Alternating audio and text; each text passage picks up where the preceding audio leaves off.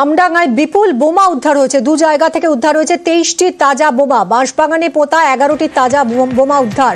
জিয়াউলের থেকে আরো বিস্তারিত জানবো। জিয়াউল, দেখো, আমডাঙ্গা দুটি জায়গা থেকে প্রায় 23টি তাজা বোমা উদ্ধার করলো আমডাঙ্গা থানার পুলিশ। মূলত ভোটের আগে, অর্থাৎ বছর ঘুরলেই কিন্তু আর নির্বাচন, এবং তার আগে কিন্তু বিশাল পরিমাণে বোমা উদ্ধার। তখন এর আগে একাধিক জায়গায় বিশাল পরিমাণে বোমা উদ্ধার হয়েছে আমডাঙ্গার বিভিন্ন এলাকায়। মূলত বোদাই গ্রাম পঞ্চায়েতের কুড়িগাছি গ্রামে একটি বাঁশবাগানে পোতা ছিল, সেখানে প্রায় 11টি তাজা বোমা। অন্যদিকে চণ্ডীগড় গ্রাম পঞ্চায়েত শশীপুর গ্রামে অভিযান চালিয়ে 12টি তাজা বোমা। অর্থাৎ দুটি জায়গা থেকে বিশাল পরিমাণে বোমা কে বা কারা মজুত করেছিল সবটাই তদন্ত করে দেখছে পুলিশ। ইতিমধ্যেই কিন্তু এই 23টি বোমা সেখান থেকে উদ্ধার করে বাজেয়াপ্ত করেছে।